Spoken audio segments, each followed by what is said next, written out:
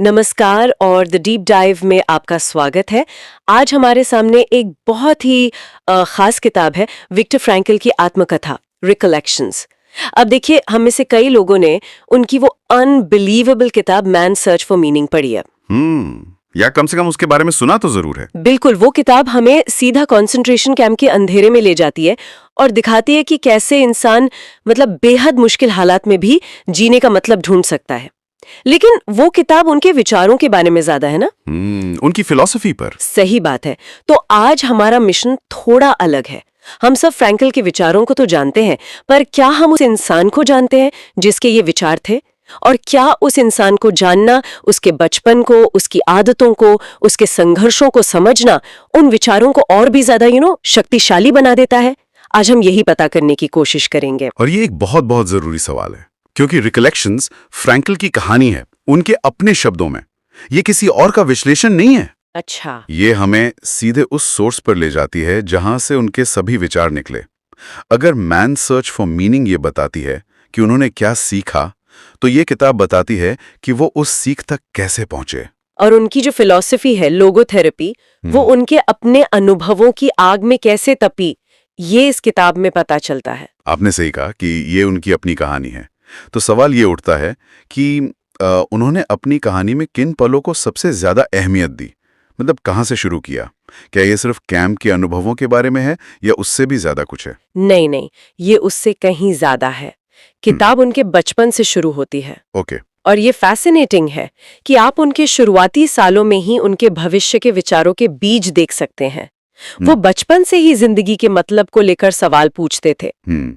फिर किताब उनके शुरुआती करियर, वियना में एक न्यूरोलॉजिस्ट के तौर पर उनके काम, और फिर उस भयावह दौर पर आती है जब नाजियों ने ऑस्ट्रिया पर कब्जा कर लिया था, और कंसंट्रेशन कैंप के अनुभव। जाहिर है वो तो उनकी जिंदगी का एक बहुत बड़ा हिस्सा थे। बिल्कुल। किताब में उन अनुभवों पर एक संक्षिप्त लेकिन बहुत गहरा चिंतन है। ये मैन सर्च फॉर मीनिंग की तरह हर डिटेल में नहीं जाता। अच्छा, क्यों? क्योंकि वो कहानी वो पहले ही बता चुके थे। यहाँ फोकस उस अनुभव के बाद के इंसान पर है। उस अनुभव ने उन्हें एक विचारक के तौर पर कैसे बदला। और फिर हम देखते हैं उनका बाद का जीवन, उनका टीचिंग करियर, कैसे वो पूरी दुनिया में घूमे और कैसे लोगोथेरेपी एक वैश्विक आंदोलन बन गई। ये पूरी जिंदगी का एक पैनोरामा है। और मुझे ये बात सबसे ज्यादा खींच रही है कि ये किताब उनके काम के अलावा उनकी पर्सनालिटी पर भी रोशनी डालती है। हाँ। अक्सर हम महान विचारकों को सिर्फ उनके विचारों के जरिए जानते हैं। वो असल जिंदगी में कैसे थे, उनका डिसिप्लिन कैसा था, वो सोचते कैसे थे, ये सब जानना एक अलग ही अनुभव होता है। हाँ, और ये इसलिए जरूरी है क्योंकि उनके विचार हवा में पैदा नहीं हुए थे। जब आप पढ़ते हैं कि वो कितने अनुशासित थे या उनमें ह्यूमर की कितनी गहरी समझ थी, तब आपको समझ आता है कि कंसंट्रेशन कैंप में अपना रवैया चुनने की बात सिर्फ एक अच्छी लगने वाली फिलॉसफी नहीं थी, बल्कि उनकी रोज की प्रैक्टिस थी, उनकी आदत थी। अच्छा, कोई उदाहरण? किताब बताती है कि वो पहाड़ों पर चढ़ने के शौकीन थे और वो कहते थे कि जैसे पहाड़ पर चढ़ते हुए आपका लक्ष्य सिर्फ चोटी पर पहुंचना नहीं होता, बल्कि हर कदम को सही तरीके से रखना होता है। एग्जैक्टली, वैसे ही जिंदगी है। ये छोटी छोटी बातें उनके बड़े विचारों को एक ठोस जमीन देती हैं। वाह, ये तो उनके दर्शन को एक बिल्कुल नए तरीके से देखने जैसा है। तो चलिए अब उन बड़े विचारों या सबकों पर आते हैं जो इस किताब से मिलते हैं। सोर्स 4 मुख्य सबक बताता है, और पहला वाला तो जैसे फ्रैंकल की पूरी जिंदगी का सार है, पीड़ा को भी अर्थ मिल सकता है। सुनने में ये बहुत बड़ा और भारी विचार लगता है, और इसे सही से समझना बहुत जरूरी है।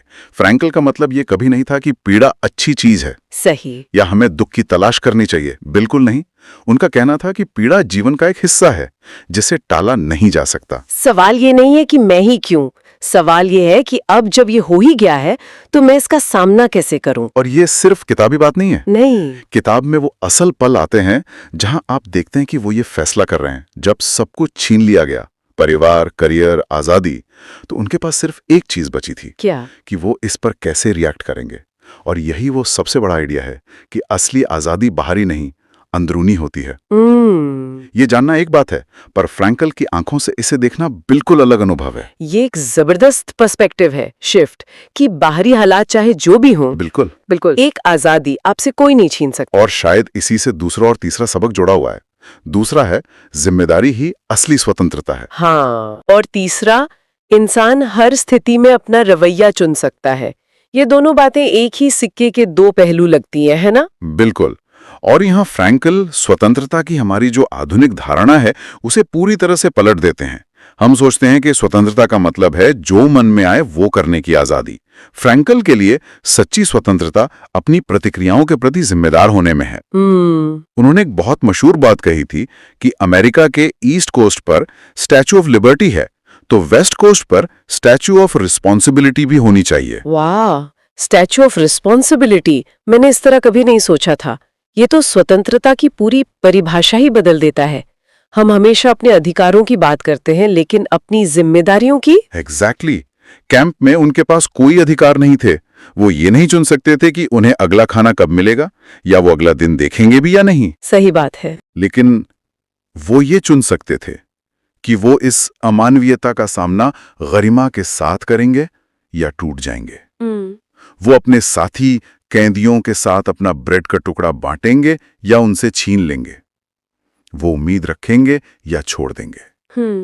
यही चुनाव करने की शक्ति, वो छोटी सी जगह जो किसी घटना और आपकी प्रतिक्रिया के बीच होती है, फ्रैंकल के लिए वही असली मानवीय स्वतंत्रता थी। और ये बात तो सिर्फ कंसंट्रेशन कैंप पर लागू नहीं होती। बिल्कुल नहीं। ये हमारे रोज के ट्रैफिक जाम, ऑफिस के तनाव और निजी निराशाओं पर भी उतनी लागू होती है। ये सोचना ही कमाल है कि हम अपनी छोटी छोटी रोजमर्रा की परेशानियों में भी उस आजादी का इस्तेमाल कर सकते हैं। ये एक बहुत एम्पावरिंग थॉट है। और चौथा सबक जो सोर्स बताता है वो है जीवन का उद्देश्य खोजना एक व्यक्तिगत यात्रा है।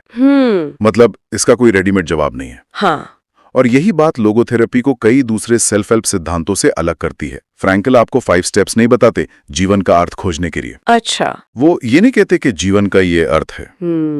वो कहते हैं कि हर इंसान के जीवन का एक अनूठा, एक यूनिक अर्थ होता है जो केवल वही खोज सकता है। और ये कैसे मिलता है? ये अर्थ 3 तरीकों से मिल सकता है। कुछ बनाकर या कोई काम करके, किसी से प्यार करके या किसी चीज का अनुभव करके, या फिर उस पीड़ा का साहस के साथ सामना करके जिसे बदला नहीं जा सकता। ये खोज है, कोई दिया हुआ जवाब नहीं। ये किताब दिखाती है कि उन्होंने खुद ये यात्रा कैसे की। ये थोड़ा डरावना भी है ना, कि कोई आपको आपके जीवन का उद्देश्य नहीं बता सकता, आपको इसे खुद खोजना होगा। ये एक बहुत बड़ी जिम्मेदारी है। बिल्कुल। तो ये सब जानने के बाद ये किताब असल में किन लोगों को पढ़नी चाहिए? इसका आदर्श पाठक कौन है? जाहिर है सबसे पहले तो ये फ्रैंकल के प्रशंसकों के लिए है।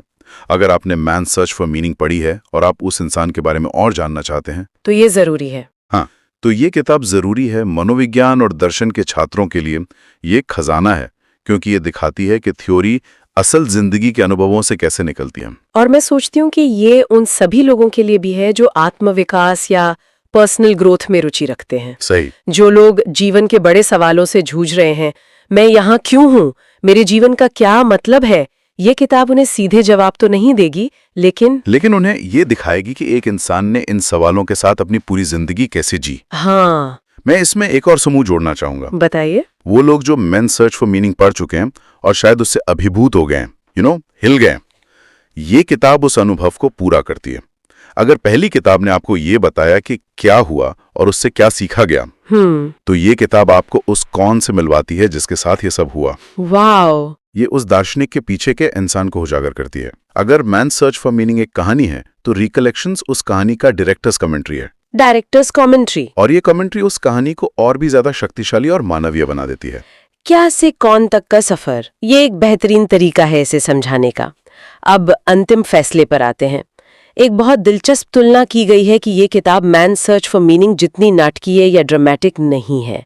पहली बार में ये एक नेगेटिव बात लग सकती है। हाँ, लग सकती है, लेकिन ये नेगेटिव नहीं है।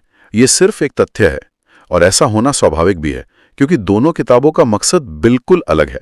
मैन सर्च फॉर मीनिंग आपको अंदर तक हिला देने के लिए लिखी गई थी। वो अस्तित्व की सीमा पर मानवीय अनुभव का एक ज्वलंत दस्तावेज है। एक सर्वाइवल थ्रिलर की तरह। बिल्कुल, वो एक सर्वाइवल थ्रिलर है जो आपको पकड़ लेती है और छोड़ती नहीं। तो फिर रिकलेक्शंस क्या है? रिकलेक्शंस एक शांत, गहरी और आत्मीय कैरेक्टर स्टडी है।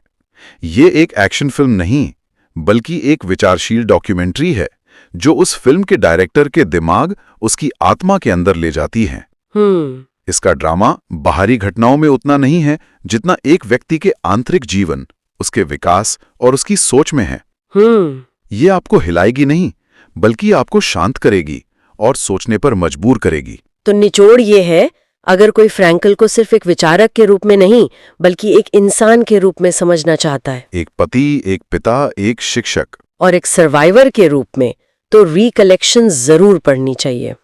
ये उनके सिद्धांतों को वो मानवीय चेहरा देती है जिससे हम उनसे और भी ज्यादा जुड़ पाते हैं। बिल्कुल।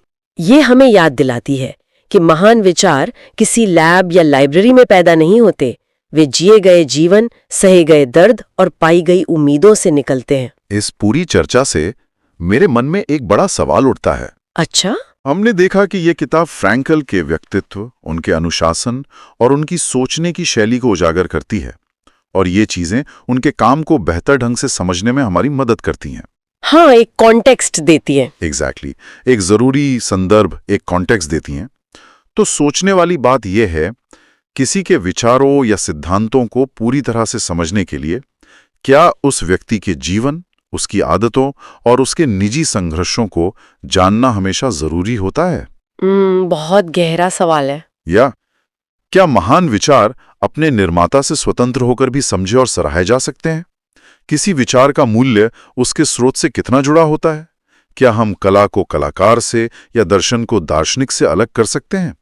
ये एक ऐसा सवाल है जिसका कोई आसान जवाब नहीं है, लेकिन फ्रैंकल का जीवन और उनकी आत्मकथा हमें इस पर गहराई से विचार करने के लिए मजबूर करती है।